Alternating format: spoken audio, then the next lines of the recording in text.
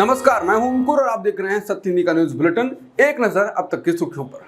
महुआ मोइत्रा पर पैसे लेकर सदन में सवाल पूछने के आरोप पर लोकसभा की एथिक्स कमेटी ने गुरुवार को अपनी रिपोर्ट सौंप दी, लेकिन इस कमेटी के सदस्य और जेडीयू सांसद गिरधारी लाल यादव ने कहा है कि कमेटी ने बिना ठीक से जांच किए रिपोर्ट बनाई और सचिवालय को सौंप दी। समाचार एजेंसी एएनआई से बात करते हुए गिरधारी लाल यादव ने कहा कि उन्होंने बैठक खत्म करने में 2 मिनट भी नहीं लगाए। उन्हें चर्चा करनी चाहिए थी। उन्होंने जो रिपोर्टें सौंपी थी उस पर बहस होनी चाहिए थी। पहले ही कहा गया कि जो लोग विरोध में हैं वो डिसेंट नोट दें।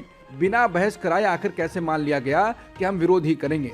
बात किसी के मान अपमान की नहीं है, ये बात यह है कि जांच सही से नहीं हुई है। राजस्थान विधानसभा चुनाव में अब बस कुछ ही दिन का समय बचा हुआ है। ऐसे में नेताओं का दल बदलने का सिलसिला अभी भी जारी है। कांग्रेस को नामांकन वापस लेने के आखिरी दिन बड़ा झटका लगा।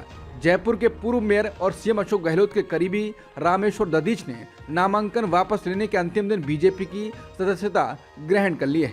इससे पहले पूर्व महापौर व सूरसागर विधानसभा से निर्दलीय प्रत्याशी रहे रामेश्वर दधीच ने एबीपी से खास बातचीत में कहा था, मैंने कांग्रेस के लिए पूरा जीवन लगा दिया, खून से सींचकर कांग्रेस को यहां तक पहुंचाया। उसके बदले मुझे धोखा मिला, मेरी पीठ में छुरा घोंपा गया। मेरा सीएम अशोक गहलोत का रिश्ता बहुत पुराना है, लेकिन उन्होंने भी मेरे साथ धोखा किया है। मेरा टिकट काट कर एक बच्चे को प्रत्याशी बना दिया गया। बागियों को मनाने में जुटी कांग्रेस को बड़ी सफलता मिली है। बीकानेर पश्चिम से कांग्रेस के बागी ने नामांकन वापस ले लिया है। अब्दुल मजीद खोकर ने आज नामांकन शिक्षा मंत्री डॉक्टर बीडी कल्ला को समर्थन दिया है। लगातार 10वीं बार डॉक्टर बीडी कल्ला को टिकट देने से नाराज होकर बगावत खोकर मैदान में उतरे थे, जिन्हें आरएलपी ने उम्मीदवार बनाया था। बता दें, अब्दुल मजीद खोकर शहर कांग्रेस के पदाधिकारी रहे हैं और शिक्षा मंत्री डॉक्टर बीडी कल्ला को टिकट मिलने के बाद उन्होंने इस्तीफा दे दिया था। जब खोकर को आरएलपी ने अपना उम्मीदवार बनाया तो कयास लग रहे थे कि सीट पर कांग्रेस के लिए मुश्किल बढ़ सकती है। हालांकि कांग्रेस ने पाला बदल दिया है। राजस्थान में बागी कांग्रेस और बीजेपी का खेल बिगाड़ सकते हैं। ज्यादातर ये वो लोग हैं जो पूर्व विधायक, पूर्व मंत्री या वर्तमान विधायक हैं और विधानसभा चुनाव में टिकट नहीं मिलने के कारण बागी हुए और ताल ठोककर निर्दलीय उम्मीदवार के तौर पर पर्चा भर दिया है। यहाँ तक कि झोटवाड़ा, खंडेला जैसी कुछ सीटें तो ऐसी हैं जहां इन निर्दलीय नेताओं की सभाओं में इतनी भीड़ उमड़ रही है जितनी कांग्रेस और बीजेपी की सभाओं में नहीं उमड़ी। इस भीड़ को देखते हुए दोनों ही प्रमुख पार्टियों ने रूठों को मनाने का काम शुरू कर दिया। हालांकि 9 नवंबर को नामांकन वापस लेने की आखिरी तारीख थी, लेकिन बात बनी नहीं। फिलहाल लगभग 33 सीटों पर बागी नेताओं ने बीजेपी और कांग्रेस की नींद उड़ा रखी है। कहा जा रहा है कि बागियों को मनाने के लिए अमित शाह और जेपी नड्डा ने भी पूरी कोशिश की, लेकिन बात नहीं बनी और पर्चा वापस नहीं लिया गया। नोएडा पुलिस एक बार फिर यूट्यूबर एल्विश यादव से पूछताछ करना चाहती है, लेकिन उन्होंने बीमारी का बहाना बना दिया है। सूत्रों ने बताया कि एल्विश यादव का कहना है कि उसकी तबीयत ठीक नहीं है, इसलिए वो पूछताछ में शामिल नहीं हो सकता है। लेकिन 7 घंटे पहले एल्विश यादव ने इंस्टाग्राम पर एक वीडियो डाला है जिसमें एल्विश गाड़ी के अंदर नजर आ रहा है और गाना गुनगुना रहा है। तबीयत ठीक ही लग रही है। अमेरिकी विदेश मंत्री एंटनी ब्लिंकन भारत अमेरिका के बीच होने वाली 2+2 विदेश और रक्षा मंत्री स्तरीय बैठक के लिए दिल्ली पहुंचे हैं। शुक्रवार को दोनों देशों के मंत्रियों के बीच बैठक होगी। इस बैठक के लिए रक्षा मंत्री लॉयड ऑस्टिन पहले ही भारत पहुंच चुके हैं। बैठक में भारत का नेतृत्व रक्षा मंत्री राजनाथ सिंह और विदेश मंत्री एस जयशंकर करेंगे। नई दिल्ली में भारत और अमेरिका के बीच चल रही 2+2 बैठक में अमेरिकी विदेश मंत्री एंटनी ब्लिंकन ने कहा है कि भारत और अमेरिका के बीच बढ़ता रक्षा सहयोग महत्वपूर्ण है। हम क्वाड के जरिए इंडो पैसिफिक क्षेत्र में आपसी सहयोग बढ़ा रहे हैं। हम सैटेलाइट डेटा एक दूसरे के साथ साझा कर रहे हैं। दोनों देश के बीच रक्षा सहयोग को बढ़ाना इस बैठक का मुख्य मकसद है। कनाडा में खालिस्तानी आतंकियों की मौजूदगी पर भारत लगातार सवाल उठाता रहा है। एएफपी की खबर के मुताबिक एयर इंडिया को लेकर खालिस्तानी आतंकी गुरुपतवंत सिंह पन्नू की हाल ही में दी गई धमकी को लेकर कनाडा के परिवहन मंत्री का बयान आया है। उन्होंने कहा कि कनाडा पुलिस ऑनलाइन प्रसारित वीडियो में 19 नवंबर से एयर इंडिया की उड़ान नहीं भरने की चेतावनी की जांच कर रही है। समाचार एजेंसी एएफपी के अनुसार परिवहन मंत्री पेब्लो रोड्रिग्स ने ओटावा में पत्रकारों से कहा कि हम हर खतरे को गंभीरता से लेते हैं, खासकर जब ये एयरलाइन से संबंधित हो। उन्होंने कहा कि पुलिस इस मामले की जांच कर रही है। बता दें 4 नवंबर को खालिस्तानी समर्थक नेता गुरपतवंत सिंह पन्नू ने एक वीडियो जारी कर 19 नवंबर को एयर इंडिया की फ्लाइट को उड़ाने की धमकी दी थी।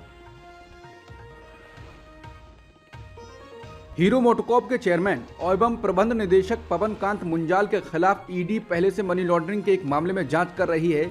ईडी ने ट्वीट कर बताया है कि उसने मुंजाल की दिल्ली में 3 अचल संपत्तियों को जब्त किया है, जिनकी कीमत करीब 25 करोड़ रुपए है। ईडी ने बताया कि मनी लॉन्ड्रिंग मामले के संबंध में ये कार्रवाई की गई है और कुल मिलाकर करीब 50 करोड़ रुपए की संपत्ति जब्त और कुर्क की गई है। दिल्ली के कुछ हिस्सों में हल्की बारिश के बाद प्रदूषण से कुछ राहत मिली है। ऐसी राहत के लिए सरकार आर्टिफिशियल रेन यानी कृत्रिम बारिश के लिए योजना बना रही थी। इस महीने की शुरुआत से ही दिल्ली में खराब हवा ने जीना मुहाल कर दिया है। प्रदूषण की वजह से जनजीवन प्रभावित हुआ है।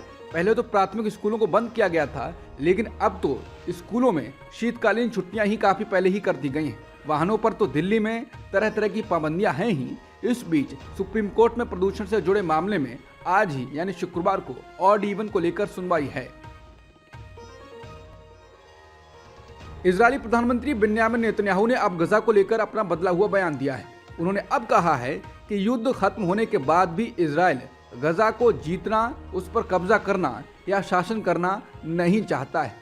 नेतन्याहू ने कहा कि लेकिन एक क्रेडिबल फोर्स होगी जो गजा में जरूरत पड़ने पर घुस सकेगी, ताकि आतंकवाद को उभरने से रोका जा सके और 7 अक्टूबर जैसी घटना फिर कभी दोहराई ना जा सके। बता दें, इससे पहले नेतन्याहू ने कहा था कि युद्ध के बाद गजा की सुरक्षा व्यवस्था की जिम्मेदारी अनिश्चितकाल तक इजराइल के पास होगी। इस बयान की अमेरिका ने आलोचना की थी। इसके बाद अब उनके रुख में बदलाव आया है। अमेरिकी राष्ट्रपति जो बाइडेन ने गुरुवार को सोशल मीडिया प्लेटफॉर्म एक्स पर इस बात को कंफर्म किया है कि इजराइल उत्तरी गजा के कुछ हिस्सों में दिन में 4 घंटे के लिए सैन्य अभियान रोकने पर सहमत हो गया है, ताकि लोगों को 2 मानवीय गलियारों से भागने की अनुमति मिल सके। बाइडेन ने कहा कि 2 दिन पहले 96 ट्रक आपूर्ति गजा में प्रवेश कर रहे थे और कल 106 ट्रक थे, लेकिन हमें और जल्द ही देखने की जरूरत है। हम हर दिन कम से कम 150 ट्रक लाने का लक्ष्य रख रहे हैं। अमेरिका की राष्ट्रीय सुरक्षा परिषद के प्रवक्ता जॉन किर्बी ने बीबीसी को बताया कि अमेरिका इस तरह के मिलिट्री पॉज की अवधि को बढ़ाने के लिए इजराइल से बात करना जारी रखेगा। उनका यह भी कहना है कि गजा में रखे गए बंधकों की रिहाई के लिए सुरक्षित मार्ग को सुनिश्चित करने में लंबे मिलिट्री पॉज की जरूरत होगी। संयुक्त राष्ट्र ने चेतावनी दी है कि अगर गजा पर इजराइल का युद्ध दूसरे महीने भी जारी रहा तो फिलिस्तीनियों के बीच गरीबी 34% बढ़ जाएगी, जिससे लगभग 5 लाख अतिरिक्त लोग गरीबी में चले जाएंगे। संयुक्त राष्ट्र का अनुमान है कि अगर युद्ध तीसरे महीने भी जारी रहता है तो फिलिस्तीनी जीडीपी में 12% से अधिक की गिरावट आएगी। साथ ही फिलिस्तीनी अर्थव्यवस्था को $2.5 अरब का नुकसान होगा और 6,60,000 से अधिक लोग गरीबी में धकेल दिए जाएंगे। बीबीसी की रिपोर्ट के अनुसार इजराइल के संचार मंत्री ने गजा के 4 फ्रीलांसर पत्रकारों पर आरोप लगाया है कि उन्हें हमास के इजराइल पर हमले का पहले से ही पता था। ये चारों पत्रकार पश्चिमी मीडिया संस्थानों के साथ काम करते हैं। शलोमो कारही ने कहा है कि रॉयटर्स, एपी, CNN और न्यूयॉर्क टाइम्स के लिए काम करने वाले पत्रकारों को इस भयानक हमले की पहले से जानकारी थी। हालांकि रॉयटर्स, एपी, CNN और न्यूयॉर्क टाइम्स ने ऐसे किसी भी हमले की पहले से जानकारी होने के दावे को खारिज किया है। न्यूयॉर्क टाइम्स ने कहा है कि इस तरह बिना सबूत के आरोप लगाना फ्रीलांसरों को खतरे में डालता है। अब तक की सुर्खियों में इतना ही। बाकी खबरों के लिए बने रहिए सत्यहिंदी.com के साथ।